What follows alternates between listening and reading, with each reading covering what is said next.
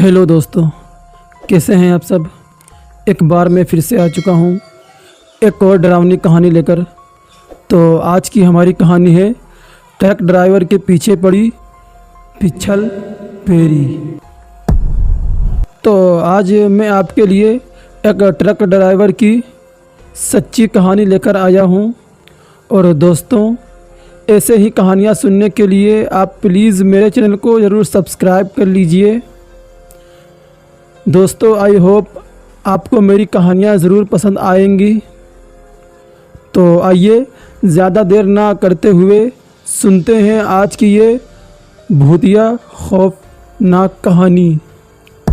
दोस्तों, मेरा नाम अहमद है और मैं हैदराबाद का रहने वाला हूँ और मैं एक ट्रक ड्राइवर हूँ और मैं कई सालों से ट्रक चला रहा हूँ। वैसे तो मेरे जीवन में बहुत सारी सच्ची घटनाएं घटी हैं, तो आज मैं अपने कुछ सच्ची घटनाएं सुनाने जा रहा हूँ। ये बात सन 1997 की है, जब मैं अपना ट्रक लेकर हैदराबाद से मुंबई की ओर निकला था।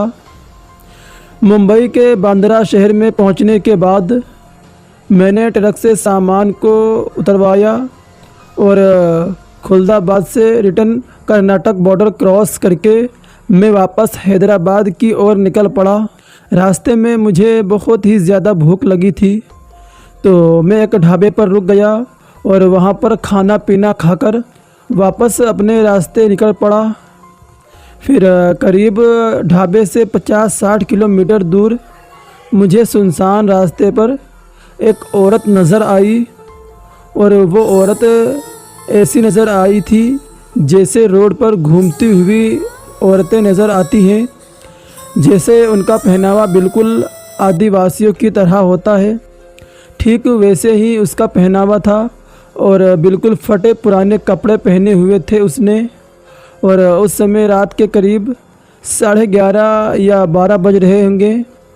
तो वो औरत ट्रक को रोकने का इशारा कर रही थी। तो मुझे लगा कि बेचारी अकेली है, इसकी मदद कर देनी चाहिए। तो मैंने फटाफट ट्रक को रोक दिया और कहा, बहन, आप इतनी रात को इस सुनसान इलाके में क्या कर रही हैं।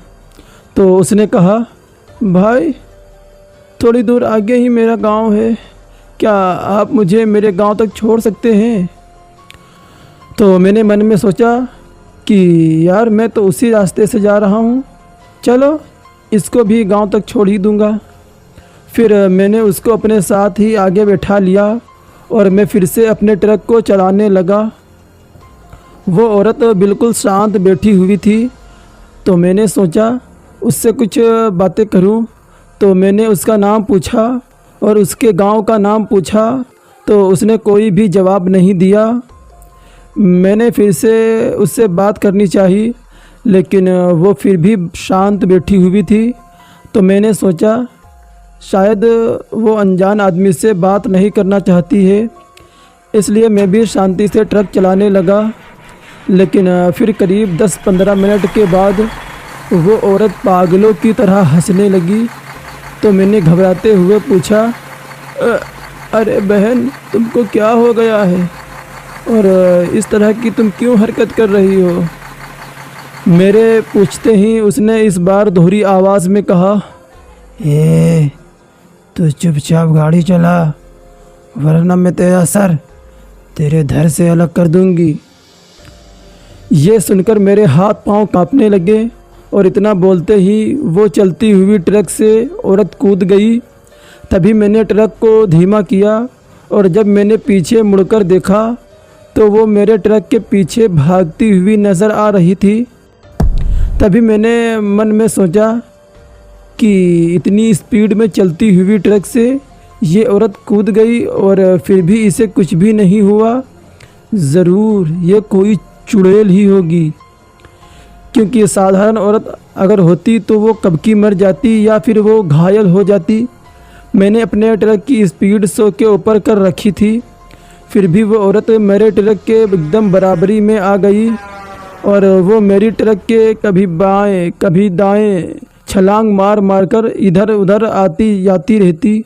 यकीन मानो मेरे भाई, उस समय मेरी हालत कितनी ख़राब हो गई थी कि मेरे हाथ पांव पूरी तरह से कांप रहे थे।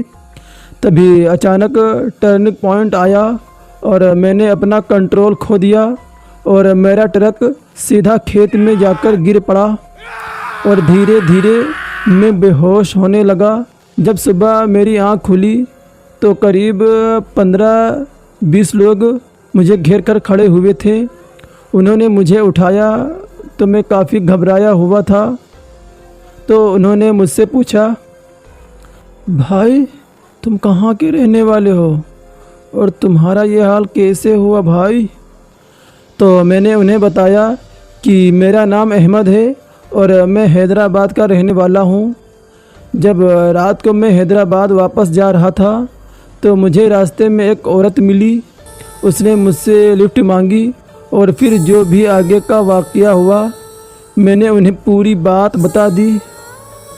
तो उनमें से एक बूढ़े आदमी ने बोला, बेटा तुम्हारी किस्मत बहुत ही ज़्यादा तेज़ है और तुम ऐसे अकेले नहीं हो जिसके साथ ये हादसा हुआ है। जिस औरत की तुम बात कर रहे हो दरअसल वो पिछल पेड़ी चुड़ैल है जो इंसानों को अपने जाल में फंसाकर उनका खून पीकर उन्हें मार डालती है। ये सुनकर मैं काफ़ी ज़्यादा घबरा गया और ऊपर वाले का शुक्रिया अदा किया। उसके थोड़ी देर के बाद गांव वालों की मदद से मैंने अपने ट्रक को वापस उठाया और थोड़ी देर के बाद पुलिस भी आ गई। उन्होंने मेरा बयान लिया और मैं वापस हैदराबाद के लिए निकल पड़ा। शाम तक मैं हैदराबाद वापस आ चुका था और जब मैं अपने घर पर आया तो मेरी तबीयत काफ़ी ज़्यादा ख़राब हो चुकी थी, क्योंकि जब भी मैं रात को सोता था तो वही औरत मेरे सपने में आती थी। फिर मैं अपने गुरुजी के पास गया और उन्हें पूरी बात बताई तो उन्होंने मुझे तावीज़ दिया और बोला कि बेटा तुम इस तावीज़ को कभी भी मत उतारना। और फिर उसके बाद से मेरी तबीयत बिल्कुल ठीक हो गई और मेरे साथ कोई भी ऐसी घटना नहीं घटी। लेकिन दोस्तों आज भी वो घटना याद कर कर मेरे शरीर के रोंगटे खड़े हो जाते थे, क्योंकि मेरा सामना हुआ था पिछल पेरी चुड़ैल से। तो दोस्तों ये कहानी यहीं पर समाप्त होती है और आप लोगों को कमेंट करके ज़रूर बताना है कि आप लोगों को ये कहानी कैसी लगी।